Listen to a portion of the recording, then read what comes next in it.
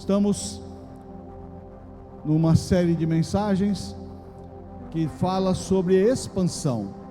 O título da nossa série de mensagens, você que já esteve conosco em outra oportunidade, fala sobre o caminho para a expansão.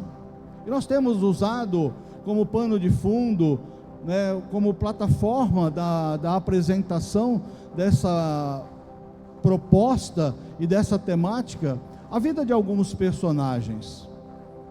Porque nós entendemos que somos chamados em Cristo Jesus, eleitos pela sua graça e pela sua misericórdia, para experimentarmos a expansão. Aí você pode pensar, que tipo de expansão seria essa? Pode ser uma expansão financeira, para aqueles que têm o coração focado nas questões financeiras. Pode ser a expansão profissional. Há uma enormidade de possibilidades, mas eu quero dizer para você que a única expansão necessária, a primordial, a indispensável, é a sua expansão espiritual. E falar de expansão é entender que só expande aquilo que recebe uma pressão interna. Imagina uma bexiga, um balão de ar, uma bola. Se não introduzirmos ar o suficiente para pressionar esse objeto internamente, ele não vai expandir. E há uma força externa que tenta inibir a expansão. Eu não sei se eu estou conseguindo me fazer entender, mas eu quero dizer que você, como todos que andam em alinhamento com o Senhor, que tem Cristo Jesus no coração, nele, em nós, habita o Espírito Santo de Deus. E se o Espírito Santo de Deus habita em nós, a expansão vai acontecer a partir daquilo que nós desejarmos, buscarmos e permitirmos que Ele faça no nosso interior. Sabe, porque você tem enfrentado lutas, sim, você tem enfrentado batalhas. Há uma pressão externa muito violenta contra a sociedade, contra a sua família, contra os seus filhos, contra o seu casamento, contra a sua vida. Há uma força demoníaca gigantesca para te vencer, para te comprimir. Mas se o Espírito Santo que habita em nós, através da nossa busca e do nosso posicionamento, se expandir no nosso interior, essa expansão trará consequências de resistência. Por isso que, se você veio aqui essa noite trazendo um coração fragilizado, está aí preocupado com o dia de amanhã, o domingo sempre é a antessala das preocupações da segunda-feira que se vislumbra. Muitos agora talvez já estejam aí angustiando-se por se lembrar das demandas e dos problemas que fatalmente no amanhecer do dia de amanhã estarão batendo a porta do seu coração. São as pressões. No mundo tereis aflições, tendes bom ânimo, eu venci o mundo, diz o nosso Senhor Jesus Cristo. Então essas pressões são inerentes, elas acontecem porque é da natureza da nossa existência vivenciá-las. Mas eu quero declarar sobre sua vida que você vai experimentar, a partir do seu posicionamento em Cristo Jesus, um tempo de expansão espiritual, um tempo de maior intimidade, um tempo de desfrutar muito mais daquilo que o Senhor tem para fazer na sua vida. Creia, busque, se posicione. Nós tivemos aqui a representatividade, Kaique representando aqui o grande rei Davi, porque na série de mensagens, como eu disse, nós começamos falando do passo da entrega, quando nós falamos de Abraão, quando ele é desafiado por Deus a entregar Isaque, o seu único filho, o filho que ele tanto amava. O passo seguinte foi o passo do relacionamento, quando nós vimos no exemplo de Moisés, um homem que desfrutou, que vivenciou um nível de intimidade com Deus excepcional, acima da média. Um homem que falava com Deus como quem fala com seu amigo. Isso Deus falando a respeito de Moisés. Então esse passo foi muito importante, o passo do relacionamento. Domingo passado nós, usando como exemplo a vida de Ruth, falamos do compromisso. Então, se você se apercebeu, essa dinâmica dessa caminhada espiritual, passo a passo, é para te levar a algum lugar. Mas sabe, hoje nós vamos falar de um grande personagem. Hoje nós vamos falar sobre Davi, o passo do quebrantamento. Porque na vida cristã, na caminhada cristã, mesmo avançando passo a passo, muitas vezes nos apropriamos de uma autoconfiança, nos sentimos seguros, achamos que está tudo resolvido, achamos que a crise conjugal já passou, achamos que a crise financeira já foi aliviada, e quando experimentamos um tempo de mais tranquilidade, de refrigério, de bonança, de paz, temos a tendência de baixar a guarda, de nos fragilizar nas nossas vigilâncias, e pode acontecer, e na verdade fatalmente acontece, como aconteceu com Davi. E é interessante que quando nós falamos de Davi, nós nos lembramos que a referência que nós temos sobre Davi, a identidade que nós temos sobre Davi, é que ele é um homem, conhecido como um homem segundo o coração de Deus. Gente, isso não é pouca coisa, isso é de uma profundidade gigantesca. Mas Davi não foi um super-homem, assim como eu e como você também não somos. Por isso, a ministração de hoje tem que servir como um alerta. Sabe, quando você está numa viagem com a sua família, com o seu carro, e você está desfrutando do conforto, uma estrada segura, um veículo confortável, se você é um motorista aplicado e vigilante, você sabe que se você se distrair, basta segundos de distração para você perder o controle do seu carro, para você se envolver num acidente. Davi se distraiu em um momento da sua vida, e as consequências das distrações que nós podemos nomear, podemos identificar como pecado, elas são terríveis. Sabe, a gente muitas vezes, como pastor, nós choramos pelo rebanho. Nós choramos porque nós conseguimos antecipadamente ver consequências que os nossos filhos, que as nossas ovelhas estão insensíveis. Até porque, por experiência, a gente já vivenciou isso. E aí a gente olha o que está acontecendo no casamento de algum, na vida financeira de outro, na desconexão de mais um, na mágoa que se abrigou no coração de outro.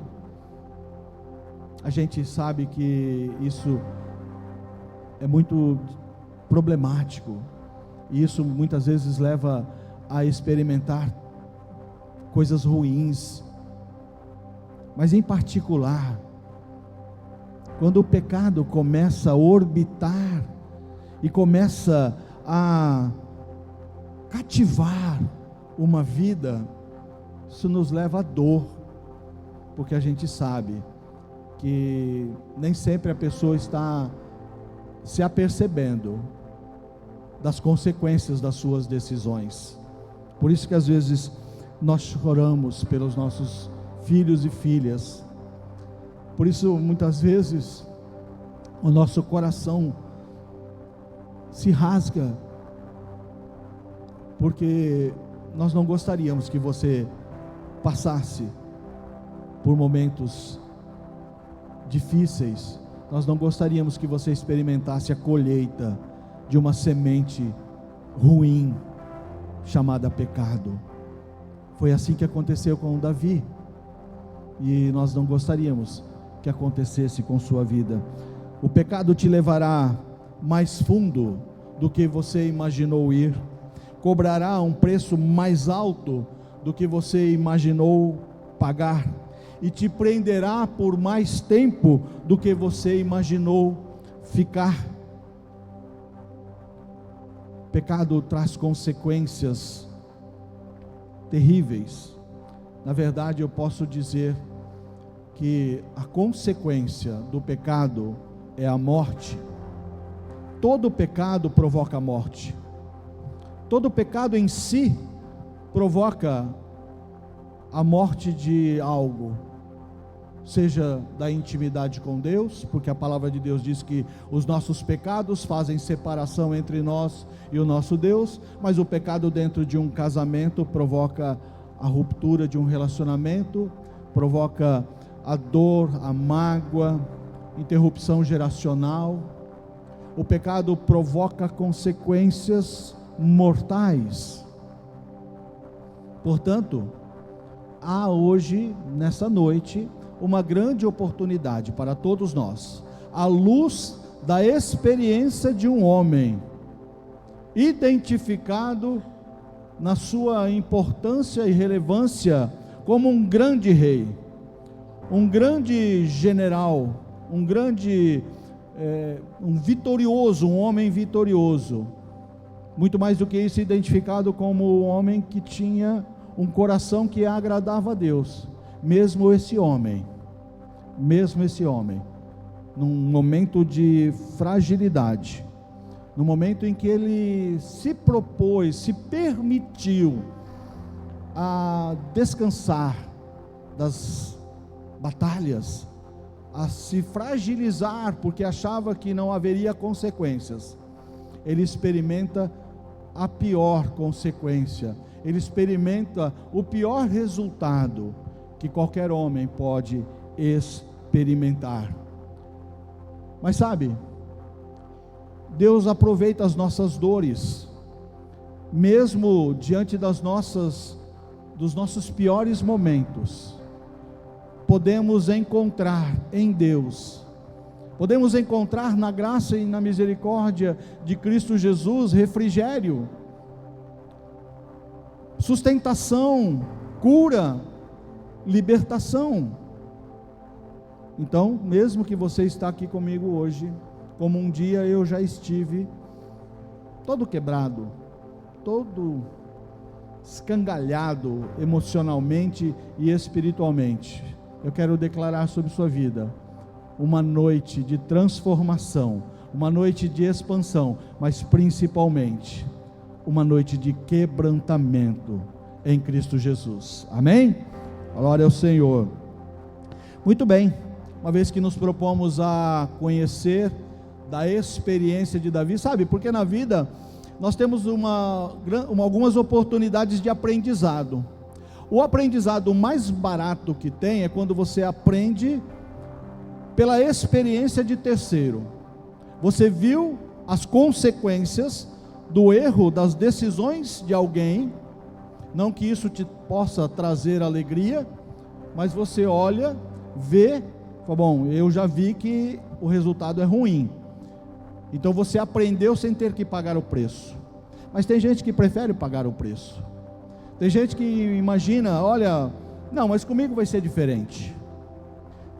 Muitas vezes nós imaginamos que, no que se refere às consequências de decisões, de posicionamentos, conosco vai ser diferente. Nós não vamos experimentar, porque esse é o jogo sutil do diabo quando quer nos atrair no convencimento para nos afastarmos dos propósitos do Senhor. Davi era um homem que havia experimentado momentos intensos. Ele foi ungido adolescente para ser rei de Israel, mas essa eleição demorou 17 anos para efetivamente ele ascender ao trono. E esse tempo de espera não foi um tempo de tranquilidade, porque se você conhece um pouco da história de Davi, você vai se lembrar que ele passa a ser perseguido por Saul. Ele mora muitas vezes, ele se refugia em cavernas, ele anda pelos desertos. Certa vez ele precisou se fingir de louco para receber abrigo numa cidade. Foram tempos difíceis, mas tempos difíceis preparam homens para serem fortes. Por isso que Davi se tornou um homem forte, um rei forte, um experimentado soldado, mas principalmente um homem que conhecia da provisão, do cuidado, como disse a pastora, um homem que aprendeu a dependência de Deus. Mas se a vida cristã fosse uma vida sem precalços, sem dificuldades, seria maravilhoso, mas não é assim. E Davi, em determinado momento da vida dele, mesmo conhecendo Deus conforme conhecia, mesmo tendo já a experiência de governo que ele tinha, ele baixa a guarda, e o pecado vem e provoca um estrago. Portanto, como primeiro tópico, para entendermos o passo do quebrantamento, você e eu precisamos entender que não existe lugar seguro fora da vontade de Deus. Eu vou repetir para que fique gravado no seu coração: não existe lugar seguro fora da vontade de Deus. Se você está hoje no melhor momento da sua vida, profissional, relacional, financeiro, seja em qual área for, mas você não está no centro da vontade de Deus, você não está no melhor lugar. Humanamente, você pode achar que está num ambiente muito bom, mas não existe lugar seguro fora da vontade de Deus, porque fora da vontade de Deus estamos vulneráveis. 2 Samuel capítulo 11, versículo 1 e 2 diz: na primavera, época em que os reis saíam para a guerra, Davi enviou para a batalha Joabe com seus oficiais e todo o exército de Israel, e eles derrotaram os amonitas e cercaram Rabá. O que o versículo fala? Na época em que os reis saíam à guerra, o que ele decidiu fazer? Ficar no seu palácio. Mas Davi permaneceu em Jerusalém. Era para ele estar ali? Aquela época era a época de estar no palácio? Ou era a época de estar nas frentes de batalha? Lugar errado nos leva a experimentar consequências das nossas decisões erradas. Uma tarde, Davi levantou-se da cama e foi passear pelo terraço do palácio. Que vida de tranquilidade, né? À tarde o cara estava dormindo. É errado tirar uma soneca à tarde? Não, mas tudo tem o seu tempo certo, não é isso? Há tempo para tudo. Há tempo para tudo. Aquele tempo não era o tempo de estar descansando à tarde, aquele tempo era um tempo de estar nas frentes de batalha. O exército de Israel estava lá, a arca do Senhor estava lá, mas o rei estava descansando. E ele levanta à tarde, vai passear no terraço do palácio. Do terraço, viu uma mulher bonita tomando banho. aqui já começa um processo de corrupção na vida desse rei. Por quê? Porque ele era mau? Porque ele tinha um coração licencioso? Porque ele tinha um coração pecaminoso? Porque ele era um viciado em pornografia? Porque ele era um homem que vivia uma vida dupla? Não. Davi era o que ele era. E todas as virtudes que exemplificam a conduta de Davi são verdadeiras. Mas isso tem que servir de alerta para mim e para você. Porque se um homem que havia experimentado as noites do deserto, havia experimentado fome e sede, fugindo para preservar a sua própria vida, um homem que, apesar de ter sobre sua cabeça recebido o óleo da unção que o conduziria ao reinado de Israel, por 17 anos experimentou tempos difíceis, mas experimentou também da provisão, do cuidado, da intimidade com Deus, a qual ele já tinha lá no tempo de pastoreio. Davi era um homem de intimidade com Deus. E se esse homem, por uma decisão equivocada, se colocou no lugar errado, no tempo errado, e com isso fragilizou a sua vida para a tentação do pecado vir sobre ele, que dirá eu, pobre, miserável, pecador, frágil como sou?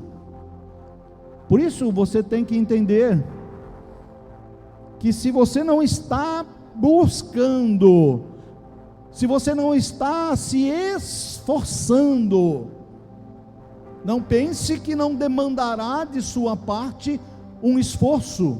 Se você não está fazendo nada na sua vida para estar próximo de Deus, para buscar nele intimidade, para viver a vida de intimidade com Ele, você está correndo riscos. Você está correndo riscos. E você pode estar pensando, como muitas vezes eu pensei, nas baladas, nas festas: está tudo tranquilo, está tudo bem, não tem problema não, estou só curtindo a vida. E eu não sabia do desperdício e do risco que eu corria, estando longe do Senhor. Porque tentações fazem parte da nossa vida. Você foi tentado hoje? Quem aqui essa semana não recebeu um ataque de tentação? Quem daqui não está debaixo de ataque de uma tentação? Mas a tentação, ela tem uma característica: tentação não vem do Senhor. Quando você é tentado, quando eu sou tentado, nós não podemos dizer: eu estou sendo tentado pelo Senhor.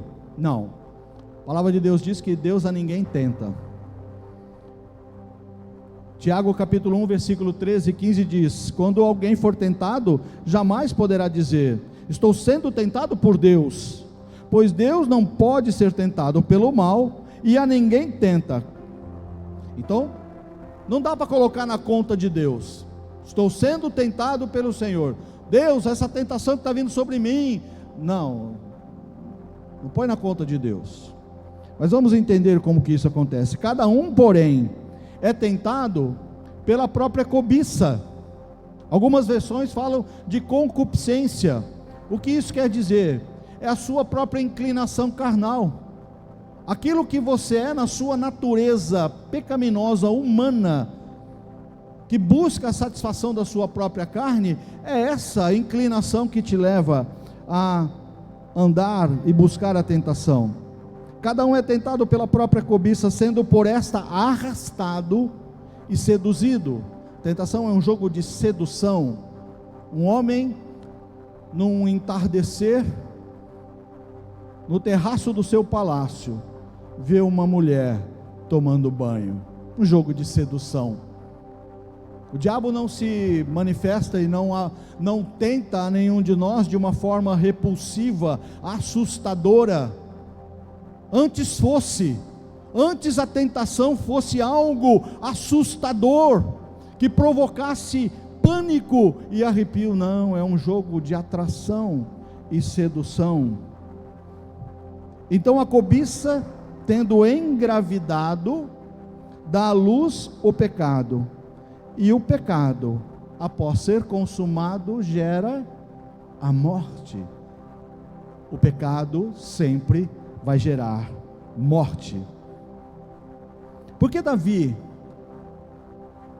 nesse momento da sua vida, se torna um adúltero, não fosse isso já de natureza gravíssima, ele acrescenta pecado sobre pecado. A palavra de Deus diz que um abismo chama outro abismo, porque além de adúltero ele se torna assassino. E eu estou falando de um homem que tinha intimidade com Deus, um homem que tinha um coração que agradava Deus. Ainda assim, se posiciona de forma que a tentação e o pecado consumado na sua vida provoque o pior estrago, uma consequência geracional na sua vida. Geracional, porque a consequência do pecado, deixa eu explicar uma coisa para você. Se o pecado tivesse como consequência exclusivamente a vida do homem adúltero, a vida da mulher adúltera, se as consequências do pecado ficassem restritas ao pecador, já seria por si algo terrível, gravoso. Mas o pecado, ele tem consequências geracionais. Quantos casamentos se desfizeram pelo adultério? Quantos casamentos foram interrompidos pela insensibilidade, pela violência? Quantos casamentos interromperam processos geracionais? Filhos que cresceram distantes de um ambiente de saúde familiar. Pecado gera morte, inclusive morte geracional. Por que Davi se tornou adúltero e assassino? Davi estava no lugar que não era a vontade de Deus. Já falamos sobre isso. Aquele lugar era um lugar errado, pecaminoso? Não, era o palácio dele. Não necessariamente você estará num lugar que se traduz e se transfigura como um lugar de pecado. Uma coisa é um homem que vai a uma casa de prostituição, outra coisa é o homem que está no ambiente da sua casa. O ambiente da sua casa não pode ser traduzido como um ambiente de pecado, mas acontece que não era para ele estar ali. Ali poderia estar os empregados, poderia estar a guarda palaciana, poderia estar todas as pessoas que serviam naquele ambiente. O rei não poderia estar ali, Davi não poderia estar ali. Ali, naquele tempo, era o tempo dos reis estarem na guerra. E às vezes eu e você achamos assim: olha, eu tenho trabalhado tanto, eu tenho me dedicado tanto, eu vou dar um tempo. Quantas vezes eu recebo, nesses 2 anos de pastorado à frente dessa igreja, eu recebo pessoas declarando: pastor, eu vou dar um tempo, pastor, eu vou dar um tempo no meu ministério, pastor, eu vou tirar um tempo para me recompor. Eu entendo, eu não fico questionando, particularmente se você me procurar e falar que orou e Deus falou com você, é sua responsabilidade. Se Deus falou com você, para você sair do lugar que você está. Se Deus falou com você para você parar de fazer o que você está fazendo na sua obra, é você e Deus. Quem sou eu para questionar Deus? Eu não vou ligar para Deus e falar: Deus, e aí, é isso mesmo? Às vezes dá vontade, Senhor, valida isso aqui para mim. Senhor, por misericórdia, endossa essa palavra aqui, que não está trazendo paz no meu coração, mas a decisão é respeitada. Davi decidiu, ele era rei, ele tinha autoridade: não vou para a guerra, já fui em muitas, já não tem conta de quantas batalhas eu já enfrentei, agora eu quero ficar um tempo na minha casa.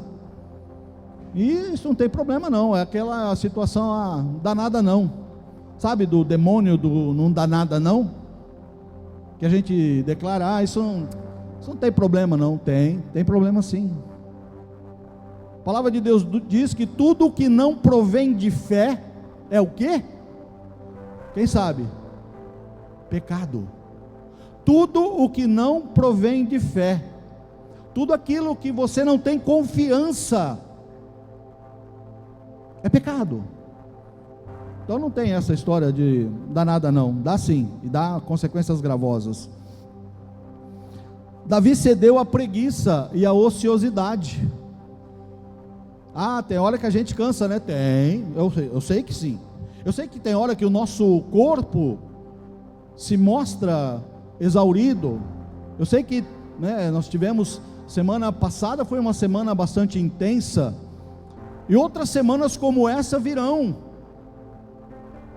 Porque, sabe, se você está achando que no céu, na eternidade, você vai ter uma casa de veraneio, com piscina, com uma rede, numa paisagem bucólica, né, num sombreado aprazível, alguém apresentou um céu estranho para você. Céu não é um lugar de descanso, céu é um lugar de presença, de adoração, 24 horas, aliás nem tem essa dimensão de horas, eternidade na presença do Senhor, não é uma colônia de férias. Então, cuidado com a preguiça e a ociosidade, é fato comprovado. Primeiro fato comprovado pela minha experiência pessoal. Quem me conhece, conhece da minha história, da história da minha esposa. Ambos nascemos em lar cristão. Meus avós maternos e paternos já eram crentes. Família da minha esposa é uma família pastoral. Minha celebração de casamento foi feita pelo meu sogro e mais 2 tios da minha esposa. Mas todas as vezes na nossa vida em que nos distanciamos do servir ao Senhor, nós experimentamos tempos difíceis, nós experimentamos momentos complicados. Servi ao Senhor com alegria e apresentai-vos a Ele com cânticos, diz a palavra do Senhor. Filho, você não foi chamado. Nossos visitantes que muito nos honram, você que está conosco já pela 2ª, 3ª vez, essa cadeira é só um tempo para você degustar, se ambientar, e isso é compreensível. Tem muita gente que estranha, né? Eu estranhei, a igreja preta, parede preta, antes ainda aqui era branco, né? Esses portões eram brancos, quebravam um pouco, agora já estou com vontade de pintar de preto o teto. Então você tem um tempo para se ambientar, eu entendo isso, mas eu quero declarar que o Senhor te chamou, seja nesse lugar, ou outro lugar que Ele te levar, que é para servi-lo. Há uma cidade para ser conquistada, há almas para serem alcançadas. Então, vamos romper com a ociosidade e com a preguiça, e uma preguiça inclusive espiritual. Tempos hoje em que o cristão não lê a Bíblia, Vivemos hoje que o cristão não tem um tempo de comunhão com Deus em oração. Isso é, desculpe o termo, mas eu não consigo trazer outro referencial. Isso é preguiça espiritual. Porque quando é para maratonar uma série do Netflix, você encontra tempo. Quando é para se dedicar, tem aqueles que a geração que gosta do videogame, né? Às vezes passa horas na frente de um jogo qualquer, né? Minha geração é outra. Eu vi nascer isso aí, viu? Eu tive um Pong. Depois você pesquisa o que é o Pong. Eu tive um Pong, é o bisavô do videogame. Vivemos hoje um tempo de preguiça espiritual. E se eu e você nos permitimos viver esse tempo de preguiça espiritual, como é que eu vou ter resistência ante as batalhas, os enfrentamentos? Porque o diabo, deixa eu dizer uma coisa para você, o diabo não está descansando, viu? Tem uma galera, devo sair de férias, eu e a pastora, alguns saíram de férias no começo do ano. O diabo não tirou férias quando você tirou férias. O diabo não falou para os seus demônios, seus anjos caídos, alivia lá para o Catê, que o Catê saiu de férias com a família, deixa o Catê em paz. O pastor vai sair de férias, respeita, hein? O pastor vai sair de férias, respeita. Não, deixa ele quieto. É assim? Claro que não é. É vigilância constante, é fortalecimento constante, é constantemente se alimentando e se fortalecendo com a palavra, senão como vamos combater aquele que se levanta furioso para promover em nossa vida o que promoveu na vida de Davi? Mas vamos voltar para a história de Davi. Davi deixou seus impulsos e desejos governarem as suas atitudes. No terraço, viu uma mulher muito bonita tomando banho. O olhar, muitas vezes é inevitável. Eu frequento academia com a minha esposa.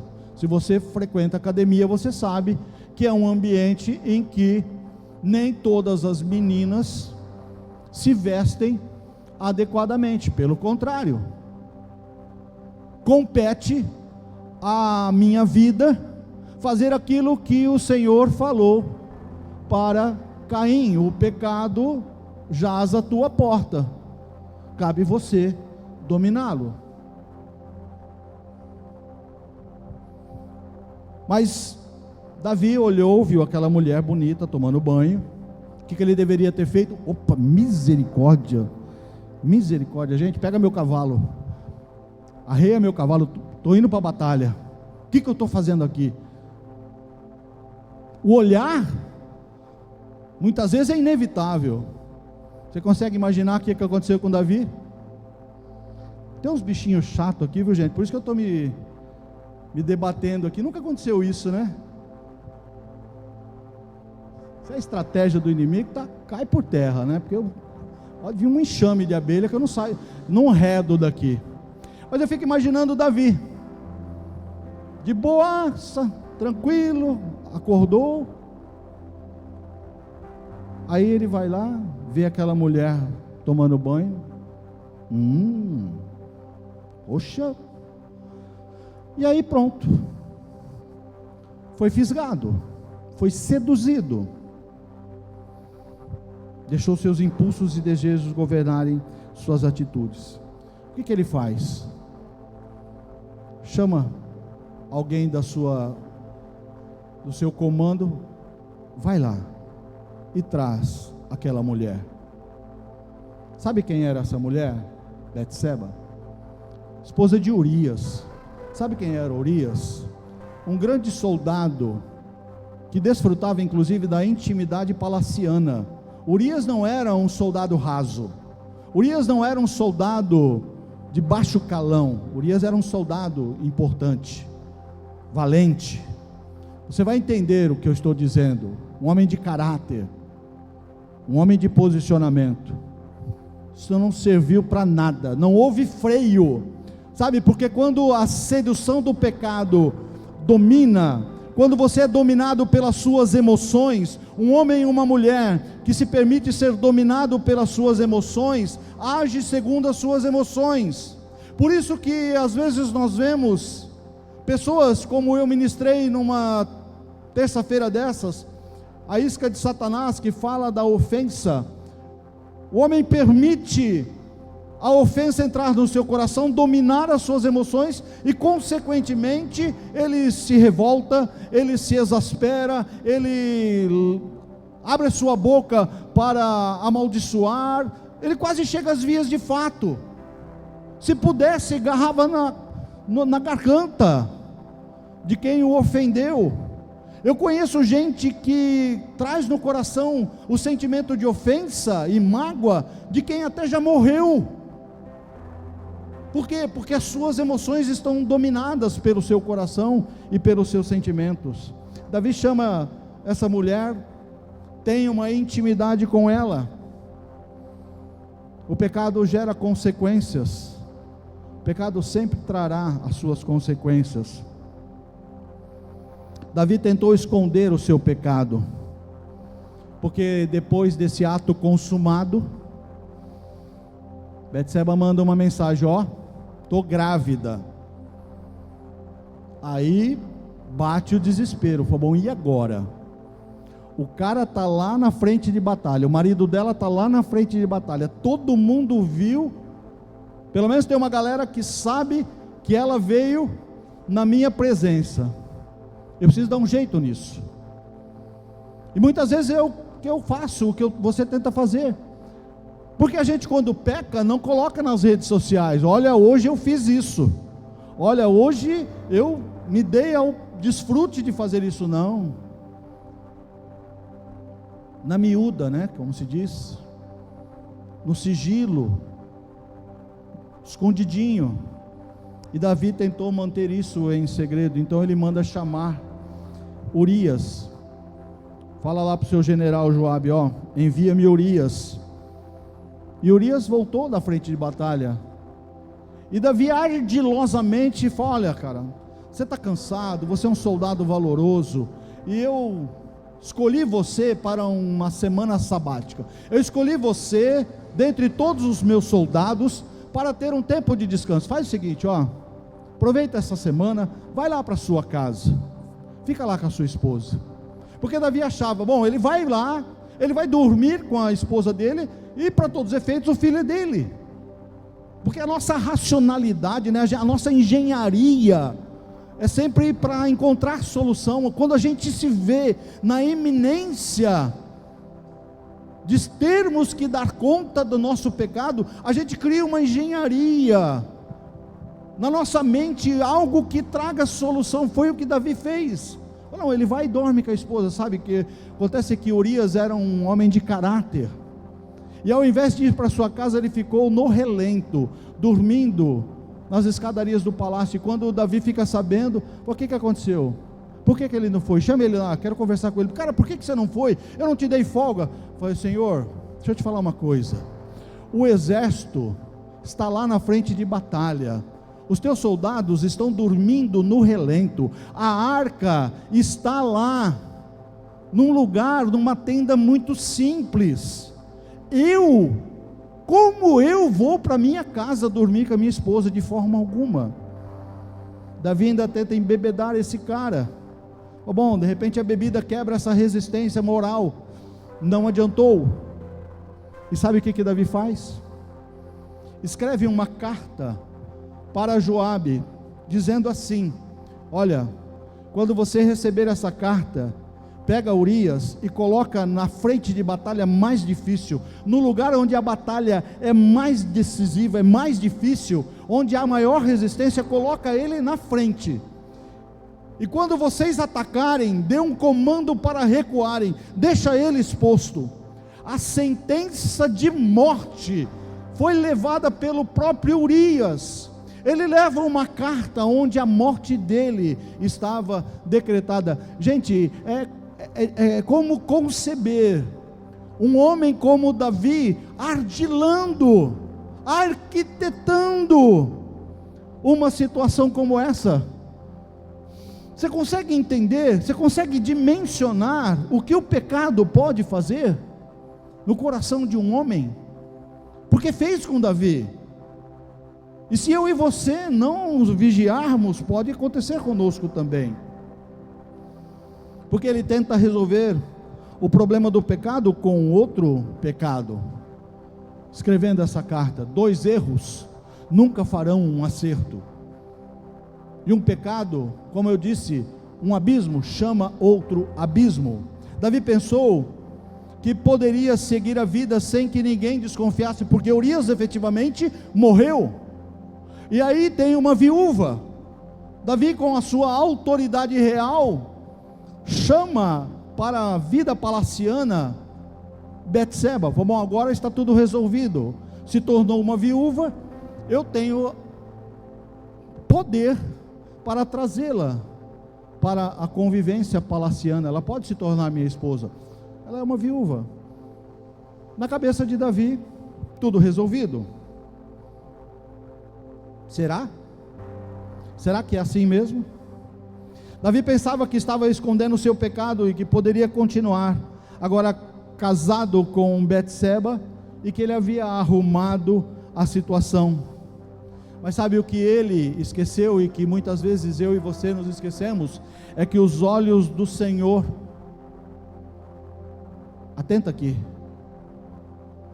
os olhos do Senhor estão em todo lugar. Sabe quando você está sozinho na sua casa e o computador está te chamando? Os olhos do Senhor estão ali. Sabe quando você está na iminência de tomar uma decisão como Davi tomou, para se entregar à sedução do pecado? Se lembre, os olhos do Senhor estão sobre você. A palavra de Deus diz que o temor do Senhor é o princípio de sabedoria. Seja sábio, tema ao Senhor. Estou dizendo para você ter medo. Temor é diferente de medo. Temor é entender quem Deus é, sua grandeza, seus atributos, sua grandiosidade, sua majestade, mas principalmente o seu projeto de amor que te escolheu para a salvação em Cristo Jesus. Não joga isso fora, não despreza isso, não troca isso por um momento de prazer, não troca isso como Davi fez, por uma tarde de satisfação carnal. O pecado sempre traz a morte, porque o caminho da restauração é o quebrantamento. O que acontece com Davi? Ele achou que estava tudo bem, mas Deus manda Natã conversar com ele, e Natã vai ter um papo legal, que ele chega de uma forma sutil, contando uma historinha. Davi, deixa eu te contar uma coisa que aconteceu no teu reinado. Tem um homem que tinha uma única ovelhinha, ele cuidava dessa ovelhinha com muito carinho, ele alimentava essa ovelhinha dormia na sua cama. Esse homem tinha um apreço, porque era a única ovelhinha que ele tinha, e o seu vizinho era um rico proprietário e tinha muitas ovelhas. E um dia chega um visitante, visitando esse vizinho rico. Ao invés dele ir lá no seu rebanho e pegar uma das suas ovelhinhas, Davi, sabe o que ele fez? Ele vai lá e pega a ovelhinha do homem que só tinha uma, e se apossa dela, e a sacrifica e oferece para o visitante. E Davi comprou aquela narrativa, e ficou indignado, e abre a sua boca para liberar um decreto: olha, esse homem é digno de morte, isso é uma injustiça, não poderia ter feito isso. E aí Natã mete o dedo na cara dele e fala: tu és esse homem, você é esse homem. E a máscara cai, e o pecado é revelado, e as consequências vêm. Você matou com a espada dos amonitas, por isso a espada nunca se afastará da sua casa, pois você me desprezou e tomou a mulher de Urias, o hitita, para ser sua mulher. Assim diz o Senhor: da sua própria casa trarei desgraça sobre você, tomarei as suas mulheres diante dos seus próprios olhos, e as darei a alguém próximo de você. e se deitará com elas em plena luz do dia. Você fez isso às escondidas, mas eu farei diante de todo Israel, em plena luz do dia. Você conhece a história de Davi e Absalão, quando usurpa o trono, toma à força o trono, ele pega as concubinas do seu pai Davi e tem relações com ela no terraço, à luz do dia, para todas as pessoas ver.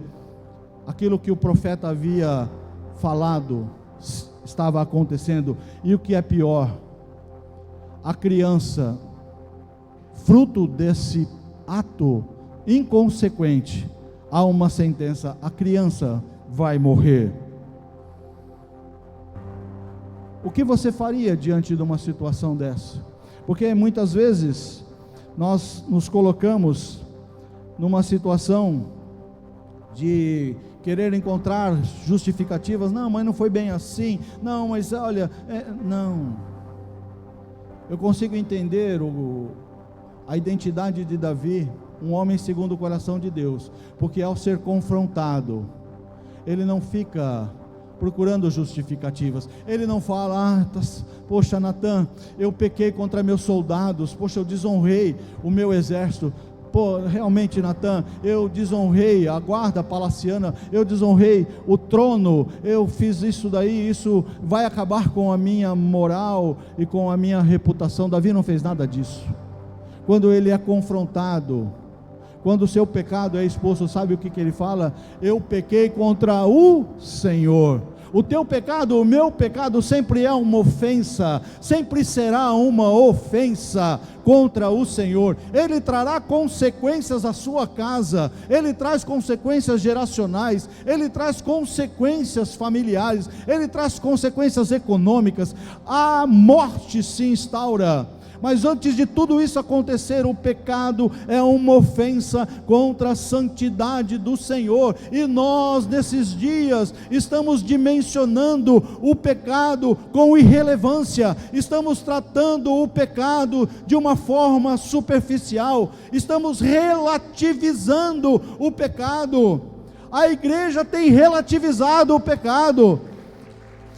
Há uma teologia, há uma corrente que tenta acomodar o coração do homem, para que ele não seja confrontado, dizendo que não é necessário você se preocupar com o pecado, ao ponto de dizer: olha, não se preocupe, no final Deus vai perdoar. Deixa eu falar uma coisa para você, e eu vou caminhar para o encerramento. Em João 3,16 diz que Deus amou o mundo de tal maneira que deu seu Filho unigênito, seu único Filho, para que todo aquele que nele crê não pereça, mas tenha a vida eterna. Você conhece esse texto? Todos conhecem? Já ouviram falar? Mas eu quero ler para você.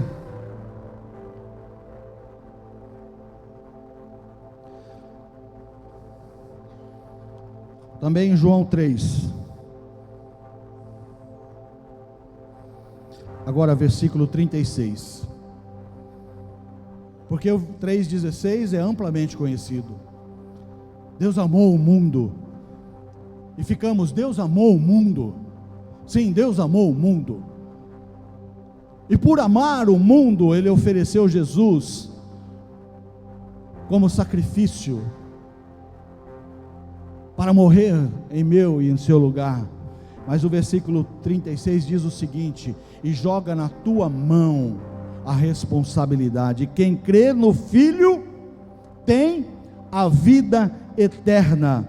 Já quem rejeita o Filho não verá a vida. Isso aqui já é terrível, mas conclui: mas a ira de Deus permanece sobre ele. Todo homem que não se rende em quebrantamento e em arrependimento pelos seus pecados, diante da cruz de Jesus, eu vou dizer para você, a palavra está dizendo: a ira de Deus permanece sobre ele. Não relativize o pecado. Não imagine que o pecado não traz consequências, porque arrebentou com a casa de Davi. Ele se arrependeu? Sim, ele se arrependeu. Ele se quebrantou? Sim, ele se quebrantou. Mas o preço é muito alto. O preço é muito alto. Você está disposto a arriscar?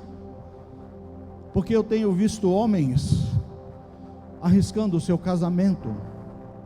Eu tenho visto mulheres arriscando o seu casamento. Eu tenho visto filhos arriscando a harmonia do lar.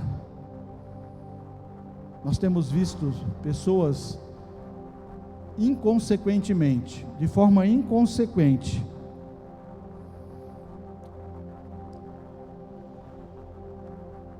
brincando com o pecado, achando que não tem consequência. A consequência de Davi foi terrível. Para um homem que tinha alcançado o que ele alcançou, que saiu de trás das ovelhas, como pastorzinho, desprezado inclusive pelo seu próprio pai. Nem o seu pai lembrou dele quando o profeta esteve na sua casa. Ele é tirado daquele lugar e elevado à condição de rei, porque Deus havia visto nele alguém digno de confiança. Encontrei em Davi um homem segundo o meu coração, o Senhor diz. E na vida dele, porque ele pecou, porque ele se permitiu ser seduzido pelo pecado, como consequência, a criança morre. Como consequência da morte de Urias, a espada nunca se apartou da casa de Davi. E eu e você às vezes estamos achando que não haverá consequências. Isso é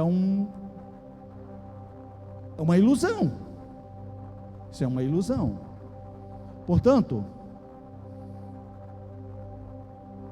pegando o Salmo 32, capítulo 32, versículo 3 e 5, para caminharmos para a conclusão. O Davi nos dá uma indicação de como devemos nos comportar, porque infelizmente eu e você conviveremos até a vinda de Cristo com o pecado. O pecado continuará sendo o nosso maior problema.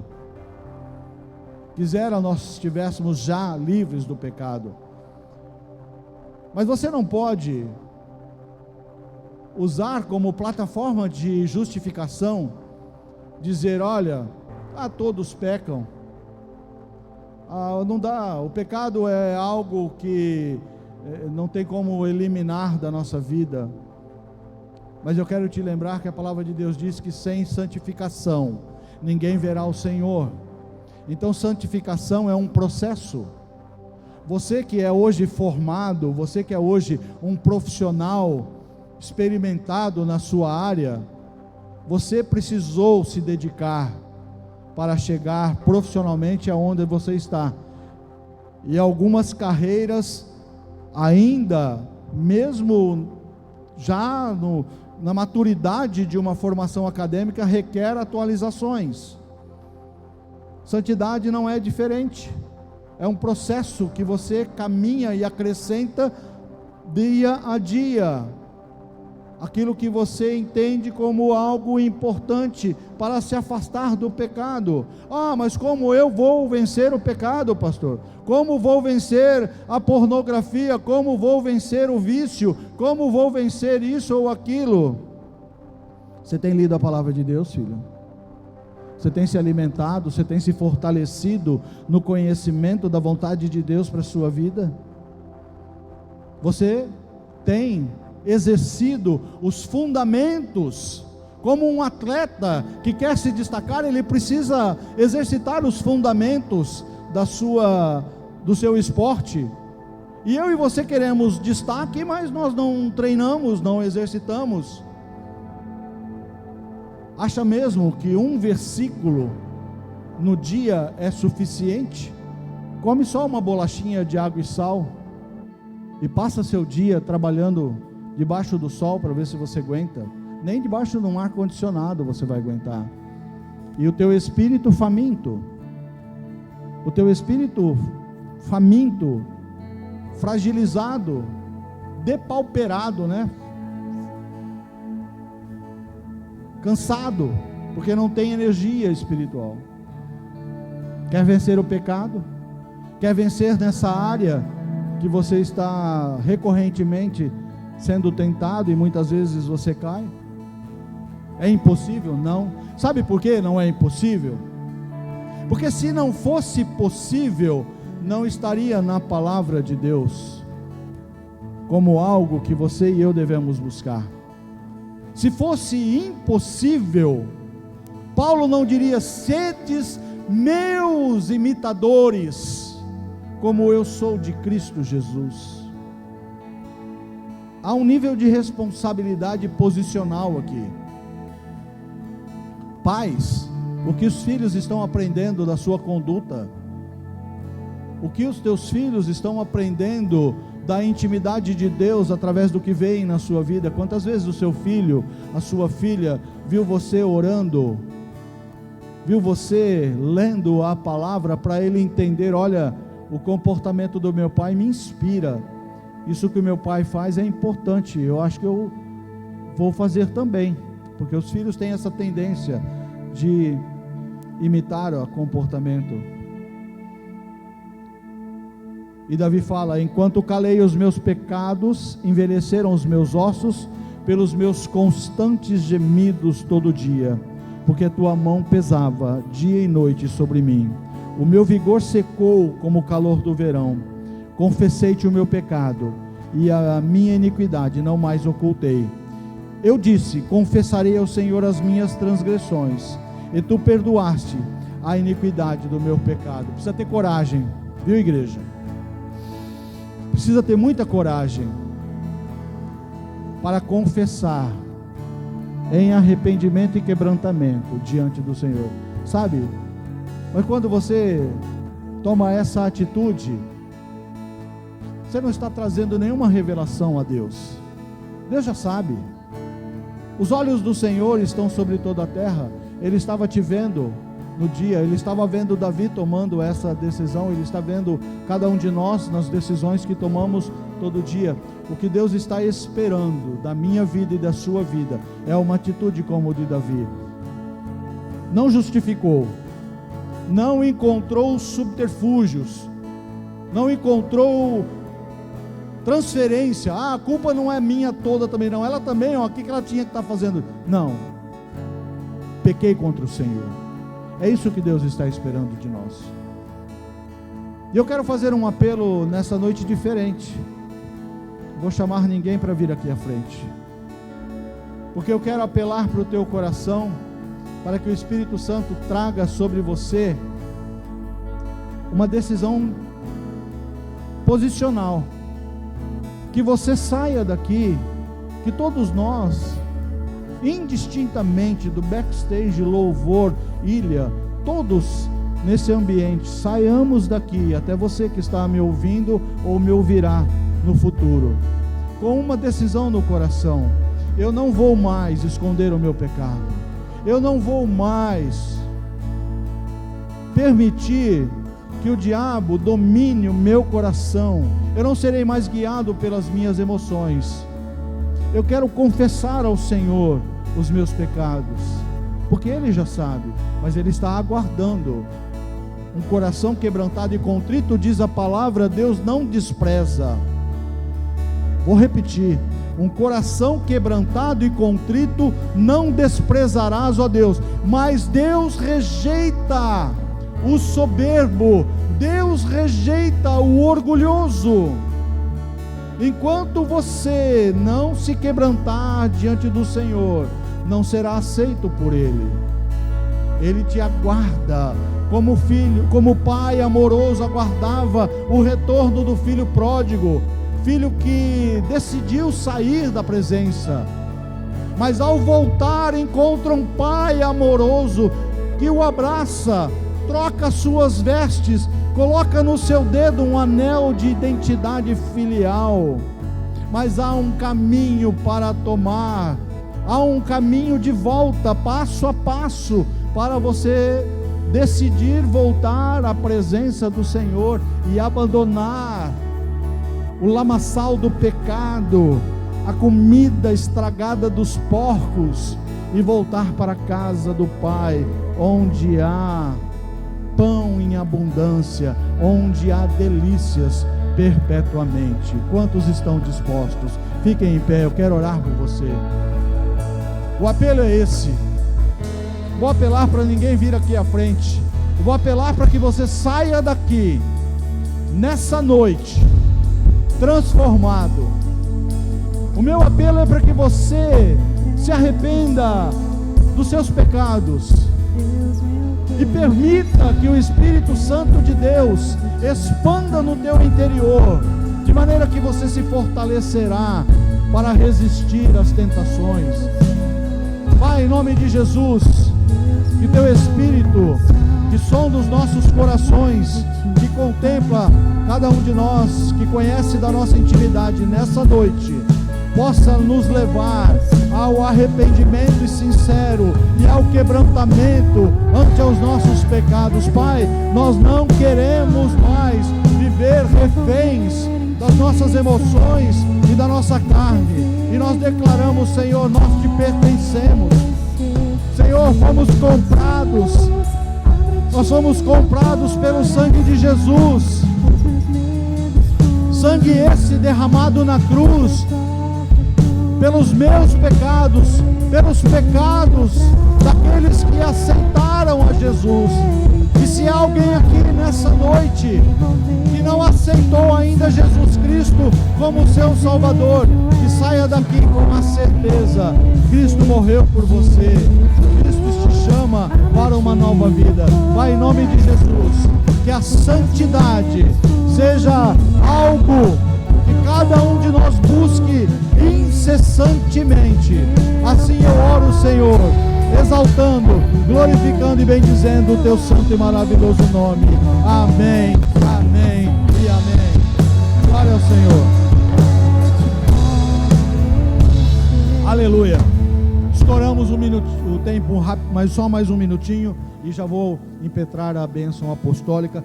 Quero falar do face a face de homens, e agora em abril nós temos muito poucos homens que se inscreveram, tanto para trabalhar como para passar. Não perca essa oportunidade. Quem já passou pelo face a face sabe o que eu estou falando. É algo surreal, imperdível. Então eu quero apelar para que você aceite esse desafio e experimente essa maravilhosa experiência. A nossa loja recebeu novos exemplares, Bíblias novas, com várias configurações, mas nós temos vários livros, lançamentos que estão ali à disposição. Um deles, do pastor Luciano Subirá, O Cuidado do Corpo, Sabedoria Bíblica para o Bem-Estar Físico e Espiritual. Inclusive ele está numa campanha missionária, ele vai estar em Lins, vai estar em Marília, falando, ministrando sobre a temática desse livro. Dê uma passadinha na nossa loja. Se você ainda não adquiriu o exemplar do nosso devocional Amor e Cuidado, Palavras de Sabedoria, também está ali à disposição. Amém? Terça-feira, terça apostólica. Quarta-feira, nossas células. Te convido a participar conosco também das nossas células. Ergam suas mãos, recebam as bênçãos apostólicas. Que o amor de Deus, a graça de Cristo Jesus, o nosso Salvador, e as doces consolações do Espírito Santo de Deus sejam com todos hoje e eternamente. Amém. Deus abençoe sua vida. Deus abençoe sua vida.